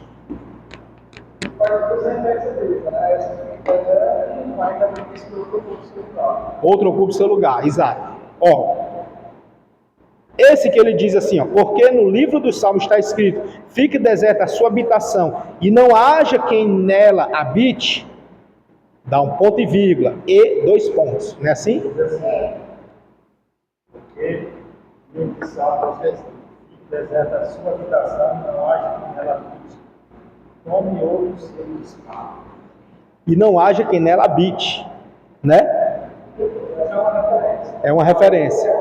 Aí a outra é outra referência. Por isso que tem 2 pontos e, aliás, ponto e vírgula e 2 pontos. Esse ponto e vírgula encerra a referência que ele dá. Encerra. Morre ali. Aí vai para outra. Tome outro o seu bispado. Esse tome outro o seu bispado, ele faz menção, deixa eu ver aqui, o 109 diz o quê? Só para um minuto aqui.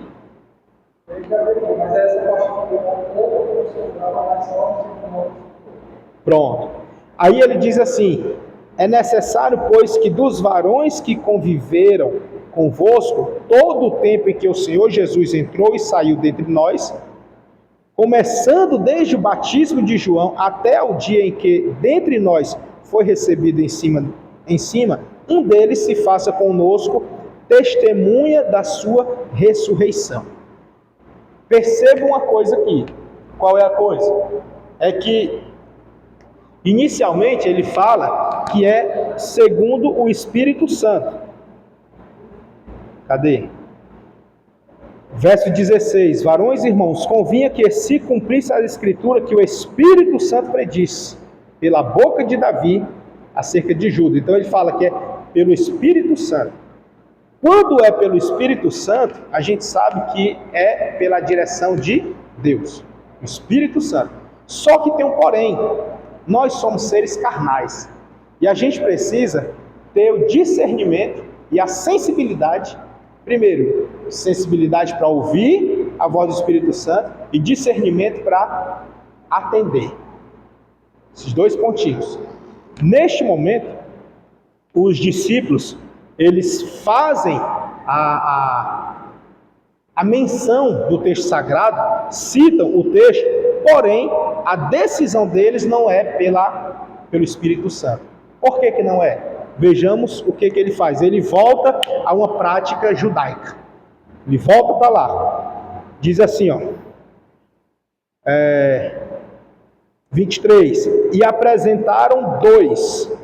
Quem? Primeiro, José, chamado Barsabás. E o outro é quem? Matias. E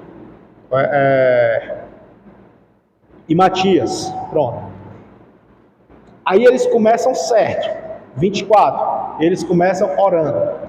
E orando, disseram: Tu, Senhor, conhecedor do coração de todos, mostra qual destes dois tens escolhido, para que tome parte neste ministério e apostolado, de que Judas se desviou para ir para o seu próprio lugar. Verso 26.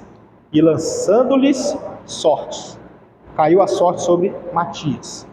E por voto comum foi contado com os 12 apóstolos. Primeiro eles fizeram correto, orar. Mas faltou outra coisa, ouvir. Aí eles oraram e lançaram sorte. O que é lançar sorte? Lá na cultura judaica, isso é antigo, viu? Muito antigo mesmo. Antes do ministério profético. Porque enquanto era na época dos juízes, antes ainda, na época dos levitas, na época de Moisés, os levitas e os sacerdotes, existiam duas pedras chamadas Tumim e Turim. Essas duas pedras ficavam no ombro da roupa do sacerdote. E essas pedras, elas tinham uma representatividade muito grande. Uma das representações dela era o quê? Era que Deus estaria outorgando a decisão que eles tomassem. Como se Deus estivesse outorgando. Então eles pegavam essas pedras e jogavam. Na pedra, segundo o historiador, arqueólogo, aliás, um arqueólogo, ele vai dizer que a pedra, vou botar aqui, ver se eu ainda sei desenhar, um quadrado, acho que é assim, né? Pronto, um quadrado. Aí, de um lado, bota aqui, de um lado, ela era de uma cor, acredita-se, segundo esse arqueólogo, um lado era preto e o outro lado era branco. Outros dizem que era colorido. E aí nessas pedras, eu estou botando aqui como se fosse caixinha assim, mas os irmãos entendem que é uma pedra. E aqui, o outro era, esse lado aqui era o branco, que é o preto. Aí o lançar sorte era o quê? Jogar as duas. Jogando as duas, se caíssem os dois lados iguais, tipo assim, caísse branco, branco ou preto, preto, estava dizendo que Deus estava aprovando ou não. Lados iguais, aprovar ou não. Quando eles lançaram sorte, nós não sabemos como foi essa sorte, mas lançaram sorte e a sorte caiu sobre Matias. Digamos que eles fizeram uma tentativa sobre José e não deu. Aí quando fizeram para Matias, deu. Eles entenderam que era assim. Só que tem um porém. Essa prática já havia sido abolida. Abolida. Por quê? Porque havia entrado o ministério profético. Então não se usava mais essa prática aqui. Já estava no desuso, não se usava mais. Era o profético, era como Deus falasse. É tanto que os reis e tantos outros consultavam quem? O profeta. Eles tinham sacerdote em casa, mas não consultavam o sacerdote. Buscava o profeta. O sacerdote já não fazia mais essa prática, porque Deus havia colocado o profeta. E aí vem o profeta, o ministério profético, vem, até que chega em Jesus, e alguns têm ele como sendo profeta, e ele institui quem agora? O Espírito Santo. Então, a partir de então, não é mais nem na sorte, e nem é mais por profeta. Agora é por quem? Pelo Espírito Santo. E aí, o que os apóstolos fazem? Que eles ainda têm no coração o ato abolido, porque agora é pelo Espírito Santo. Vamos trazer agora para nós, rapidamente, me dê só uns minutinhos aí, bateu agora o horário, mas é rápido. Vamos trazer para a nossa realidade. Se um pastor quiser separar alguém ou escolher alguém para servir no ministério, e esse separar alguém, ele faz lançando sorte. Pega um dado, que é assim, né, o dado, ou pega aquele globo do bingo, rola ali, ó, fulano vai ser faz um sorteio, pronto, fulano foi contemplado, foi sorteado. O que a igreja vai notar? Que foi, ele faz oração antes, faz oração, Senhor, abençoa e revela. Aí tira, tirou o globozinho ali. Número tal, foi fulano, olha, é você. Esse ato é pelo Espírito Santo ou não? Por quê? Porque ele só orou, ele não Só orou. Ele não esperou a resposta. Esperou a resposta. Entendeu? Quando ele pensou na cidade, era realmente, não somente o pastor, mas os obreiros, os auxiliares, porque ele colocou esse pastor ao pastor, né? Isso. Então, o pastor que eles evidenciam sempre. Se reunir, orar e esperar a resposta de Deus, vai colocar uma palavra assim. Eu disse dessa forma, também na Bíblia eu disse dessa forma. Mas ultimamente ele faz isso. É por isso que está no Evangelho, está sendo um escândalo. Porque as pessoas não dão a resposta do Senhor. Está precisando de alguém aqui.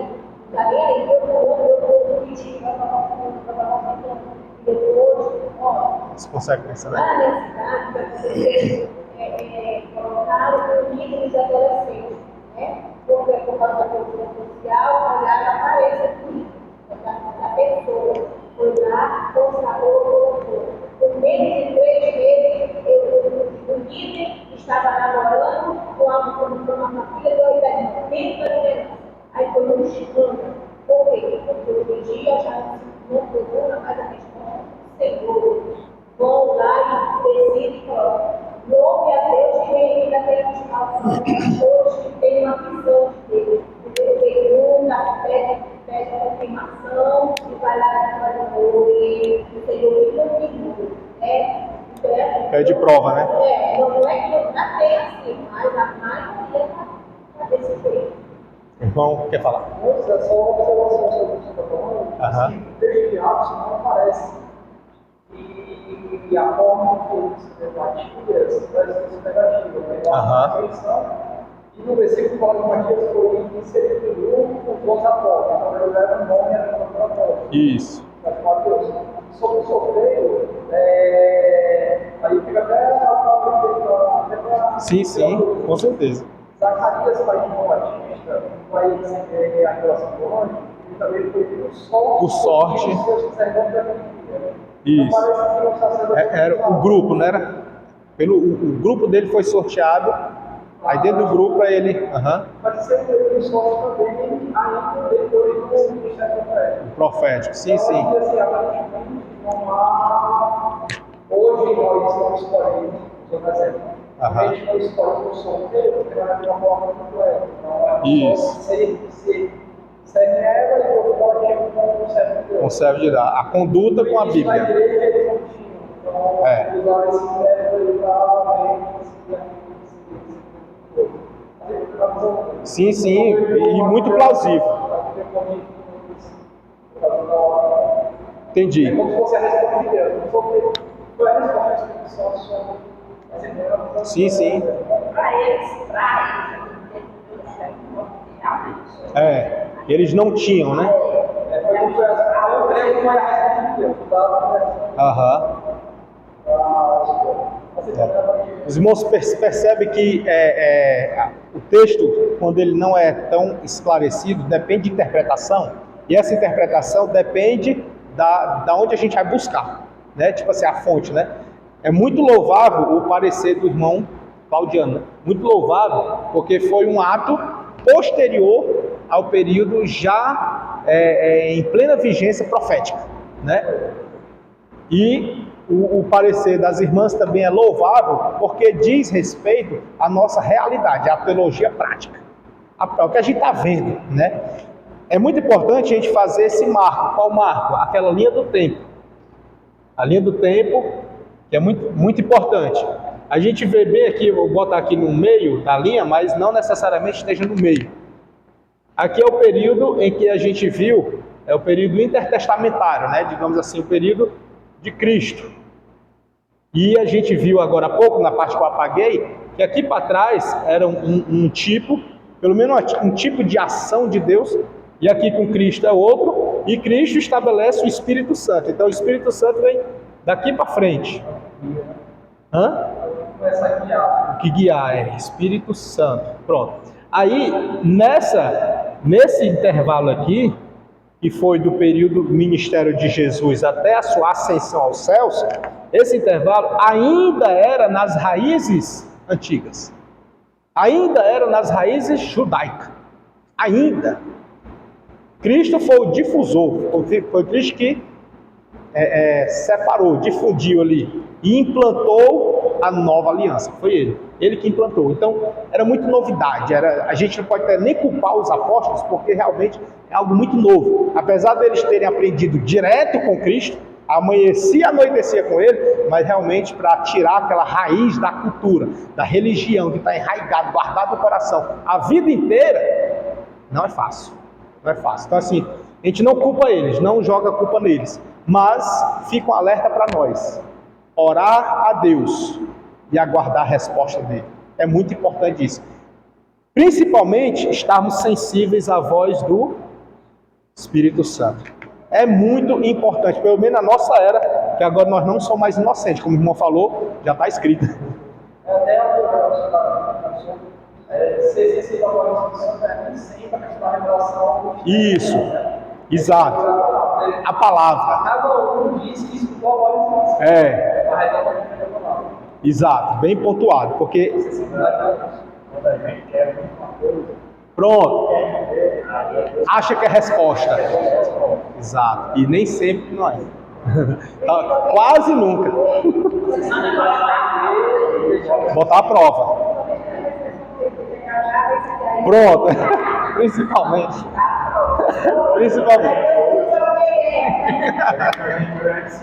ajoelha para orar, a gente leva a decisão. Já com a decisão. Falar. Então é isso, meus amados. Então na próxima aula daremos continuidade. Eu vou explicar isso aí na próxima, se Deus quiser, tá? Obrigado. Não dá tempo mais, mas na próxima a gente fala. Tá bom? Vamos ficar de pé. Pode sim, pode sim. A autenticidade de como era canonizado o livro. Você falou 4 medidas, eu não decorei. 4 leis ou medidas? 4? Você falou 4 coisas que se autenticasse que o livro era canônico. Ah, sim. Vocês lembram? Eu lembro vagamente aqui, mas tá gravado. Tá gravado e vai, ou então se eu pegar, eu mando pro senhor. Tá bom? 4 coisas, né? Daqui a pouco, como tá gravado, a gente volta e vê. Se não, eu mando pro senhor. Tá bom? Obrigado. Hã? As aulas anteriores, eu falei em outras aulas também. Falei no interbíblico, né? Falei acho na geografia, falei no evangelho e falei hoje de novo. Mas tá certo, viu? Vamos orar? Pode encerrar.